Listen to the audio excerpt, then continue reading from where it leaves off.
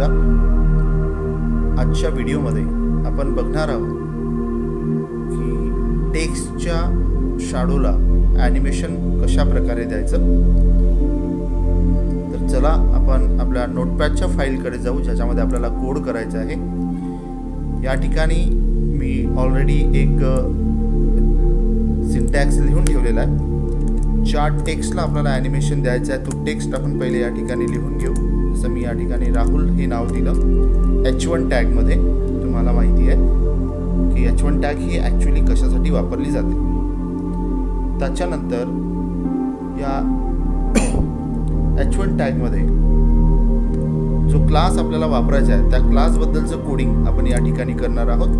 सर्वात पहिले मी या ठिकाणी, जसं की हा एक प्रोग्राम आपल्याकडे आहे, यामध्ये मला जर बॅकग्राऊंड कलर चेंज करायचा असेल तर मी एक प्रॉपर्टी वापरणार, बॅकग्राऊंड डॅश कलर. इथे आपण कोणताही कलरचं नाव टाकू शकतो किंवा हेक्साडेसिमल व्हॅल्यू पण आपल्याला या ठिकाणी देता येईल. या ठिकाणी प्रोग्रामला सेव्ह करून एकदा हा जो प्रोग्राम आहे आपला, या प्रोग्रामला मी रन करतो आहे. बघा, याला जर रिफ्रेश केलं तर हे नाव तुम्हाला या ठिकाणी दिसत आहे. बाकीच्या पण प्रॉपर्टीज आता आपण याच्यासोबत स्टेप बाय स्टेप यूज करणार. जसं की याच्यामध्ये आपल्याला एक डिस्प्ले नावाची प्रॉपर्टी आहे. मी या ठिकाणी डिस्प्ले प्रॉपर्टी यूज करतो. त्याच्यामध्ये फ्लेक्स व्हॅल्यू यूज करायची आहे. त्याच्यामध्ये 2-3 व्हॅल्यूज असतात, जसं की इनलाईन आहे, ब्लॉक आहे, इनलाईन ब्लॉक आहे, अशा प्रकारे. दुसरी व्हॅल्यू मी या ठिकाणी जस्टिफाय डॅश कंटेंट व्हॅल्यूचा वापर करून इथे आपल्याला लिहायचं आहे सेंटर. त्याच्यानंतर या ठिकाणी आपण लिहिणार आहे अलाइन डॅश आयटम्स, त्याला पण व्हॅल्यू आपल्याला द्यायची आहे सेंटर. त्याच्यानंतर कोणत्या हाईटवर डिस्प्ले व्हायला पाहिजे, स्पेस आपल्याला क्रिएट करायची आहे, म्हणून मी इथे 100 pxचा वापर करणार. त्याच्यानंतर मला मार्जिन द्यायची आहे, म्हणून मार्जिन मी फक्त 0 पिक्सलचा वापर करणार. त्याच्यानंतर मला फॉन्ट चेंज करायचा आहे, तर मी या ठिकाणी फॉन्ट डॅश फॅमिली आणि त्या फॉन्टचं नाव मी या ठिकाणी लिहिणार आहे एरियल. इथे आपण लिहिणार आहे एरियल. जर वाटलंच तर वापरू शकता, अदरवाईज नाही वापरलं तरी काही फरक पडत नाही आपल्याला. तुम्हाला जो फॉन्ट त्या ठिकाणी यूज करायचा असेल तो तुम्ही त्या ठिकाणी यूज करू शकता. आता मी ह्या प्रोग्रामला पहिले रन करून बघतो. बघा, हा आपला प्रोग्राम आहे. याला रिफ्रेश करू.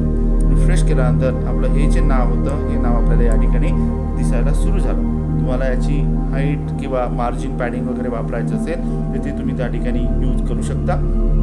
जसं की या ठिकाणी मी आता काय यूज केलं आहे, मार्जिन 0 घेतलेला आहे. आणि मी जर या ठिकाणी बघा 100 pxचा वापर जर केला, 100 पिक्सल, प्रोग्रामला सेव्ह करू आपण आणि याला रन करू. बघा, आपल्याला हे नाव थोडं समोर आलेलं या ठिकाणी दिसून येतं. पुन्हा तुम्हाला व्हॅल्यू चेंज करायची असेल तर व्हॅल्यू चेंज करू शकतो, 500 px. आणि या प्रोग्रामला आता आपण रन जर केलं तर आपलं जे नाव आहे ते नाव आपल्याला या ठिकाणी दिसायला सुरू झालं. तर अशा प्रकारे आपण काय केलं आहे, त्याला मार्जिनचा वापर केलेला आहे. आणि तेही मला लेफ्ट साईड पाहिजे असेल तर मी मार्जिन डॅश लेफ्ट या प्रॉपर्टीचा वापर या ठिकाणी करणार. आणि आता जर आपण बघितलं, याला मी रिफ्रेश करतो. रिफ्रेश केल्यानंतर बघा, बरोबर सेंटरला हे नाव या ठिकाणी येऊन गेलेलं आहे. तर अशा प्रकारे या बॅकग्राऊंडशी रिलेटेड असणारी जी प्रॉपर्टी आपल्याला पाहिजे होत्या त्या प्रॉपर्टीज आपण या ठिकाणी वापरलेल्या आहे. त्याच्यानंतर जो टेक्स्ट आहे ज्याला मला ॲनिमेशन द्यायचं आहे, त्याच्यासाठी मी या ठिकाणी एक क्लास तयार करणार आणि त्या क्लासचं नाव देणार मी शॅडो क्लास तयार केल्यानंतर त्यामध्ये कोणत्या कोणत्या प्रॉपर्टीज आपण वापरू शकतो. तर बघा, सर्वात पहिली प्रॉपर्टी आपल्याला काय करायचं आहे, त्या फॉन्टच्या साईजला वाढवायचं आहे. मी या ठिकाणी फॉन्ट डॅश साईज नावाची एक प्रॉपर्टी यूज केली. आणि ह्याच्यामध्ये तुम्हाला जी व्हॅल्यूज त्याला द्यायची असेल, जसं 100 px किंवा 75 px याचा वापर मी त्या ठिकाणी करणार. हळूहळू तुमच्या लक्षात येईल. आता 75 px वापरलं. त्याच्यानंतर मला त्याचा कलर चेंज करायचा. जे फॉन्ट माझे ब्लॅक कलरमध्ये दिसत होता, जे टेक्स्ट माझे ब्लॅक कलरमध्ये दिसत होते, त्याला मला काय करायचं आहे, व्हाईट कलर द्यायचा आहे. म्हणून मी व्हाईट कलरसाठी काय करणार, तर एक हेक्साडेसिमल व्हॅल्यूचा वापर करणार त्या ठिकाणी आणि या प्रोग्रामला सेव्ह करून पुन्हा एकदा रन करून बघू आपण. तर हे जे टेक्स्ट आहे जे आता मी सिलेक्ट केल्यानंतर तुम्हाला व्हाईट दिसत आहे, पण याला मी बाजूला क्लिक केलं तर ते टेक्स्ट आपल्याला ब्लॅकमध्ये दिसत आहे. मी याला रिफ्रेश करतो बघा. हा एक प्रोग्राम, सॉरी काहीतरी चुकलं असेल आपला. ओके, जी प्रॉपर्टी क्लास मी या ठिकाणी वापरला त्या क्लासचं नाव इथे लिहिलं नाही, मग मी या ठिकाणी लिहिणार class is equal to double कोटेशनमध्ये शॅडो. आणि आता हा प्रोग्राम या ठिकाणी आपण रन करून बघू ते व्हाईट कलर या ठिकाणी दिसते की नाही. बघा मला 75 पिक्सल आणि ते व्हाईट कलरमध्ये टेक्स्ट शो व्हायला सुरू झालं. त्याच्यानंतर आता मला याला काय द्यायचं आहे की शॅडो प्रोव्हाइड करायचे आहे. शॅडो प्रोव्हाइड करण्यासाठी बघा आपल्याकडे एक प्रॉपर्टी आहे, त्या प्रॉपर्टीचं नाव आहे टेक्स्ट डॅश शॅडो आणि जी व्हॅल्यू आपल्याला या ठिकाणी द्यायची आहे ती व्हॅल्यू मी या ठिकाणी देतो बघा 5px then space again 5px okay then 0 आणि त्यानंतर जो कलर तुम्हाला पाहिजे असेल तो कलर तुम्ही या ठिकाणी वापरू शकता #ff 00 and 5e. ही एक शॅडो तुम्ही त्या ठिकाणी दिली. दुसरी शॅडो तुम्हाला द्यायची असेल तर तुम्ही या ठिकाणी कॉमाचा वापर करून दुसऱ्या व्हॅल्यूला आपण वापरू शकता 10px comma space 10px again 0 आणि त्यानंतर कलर जो तुम्हाला द्यायचा असेल तो कलर पण आपण या ठिकाणी देऊ शकतो. त्याच्यानंतर आपण याला रन करून बघू 00d 4ff सेमिकोलन. बघू आपण आपलं जे टेक्स्ट आहे त्या टेक्स्टला शॅडो आलेली आहे का आपल्याला इथे माहीत पडेल. बघा या ठिकाणी शॅडो आलेली आहे. त्यानंतर आता या शॅडोला आपल्याला काय करायचं आहे ॲनिमेशन द्यायचं आहे आणि ॲनिमेशन देण्यासाठी आपण जनरली की फ्रेम्स या कीवर्डचा वापर करून आपल्याकडे जो ज्याला ॲनिमेशन द्यायचं आहे पहिले आपल्याला त्याला काय करावं लागेल नाव द्यावं लागेल. म्हणून मी या ठिकाणी ॲनिमेशन त्याच्यानंतर याला मी नाव देतो शॅडो.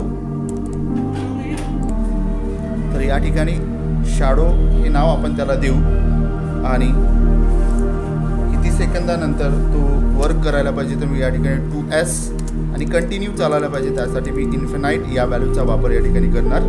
आता की फ्रेम्स शॅडो हे आपल्या त्या ॲनिमेशनचं नाव आहे. तर मी या ठिकाणी बघा काय करणार आहे 0% ॲक्टिव्हिटीज झाल्यानंतर त्यांनी काय करायला पाहिजे तर तो ॲज इट इज असायला पाहिजे म्हणून मी 0% वापरणार आणि याच्यामध्ये बघा जी व्हॅल्यू जे टेक्स्ट आहे ॲज इट इज मी या ठिकाणी लिहिणार आहे. ठीक आहे. आणि त्यानंतर जेव्हा तो 50% मुवमेंटमध्ये जाणार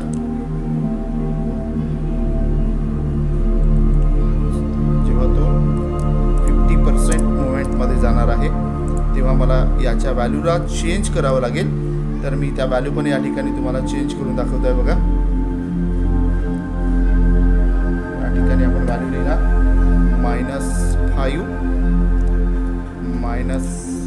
-5 कलर तुम्हाला बदलायचा असेल तर तुम्ही चेंज करू शकता. जर पाहिजे असेल तर त्या ठिकाणी चेंज करा. पहिल्या 0% नाही केलं तरी चालेल, मात्र दुसऱ्या याच्यामध्ये आपल्याला या ठिकाणी कलर चेंज करावा लागेल. या ठिकाणी हॅश कलर चेंज करून देतो #00d 4ff आणि इकडे कलर वापरणार आपण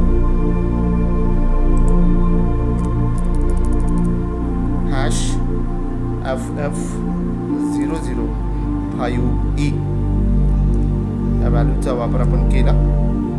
आता एकदा या प्रोग्रामला सेव्ह करून त्याला रन करून बघू की हा जो आपला प्रोग्राम आहे तो ॲक्च्युली ज्या प्रकारे आपल्याला वर्क करायचा होता त्या ठिकाणी वर्क करतो का. बघा या ठिकाणी बघा तुम्हाला दिसत असेल एक मुवमेंट त्या ठिकाणी झालेली आपल्याला दिसून येते. इथे पण आपल्याला मायनस या व्हॅल्यूचा वापर करावा लागेल. पुन्हा या प्रोग्रामला एकदा बघा तुम्हाला या ठिकाणी ह्याच्या मागे जी शॅडो आहे या शॅडोमध्ये मुवमेंट होताना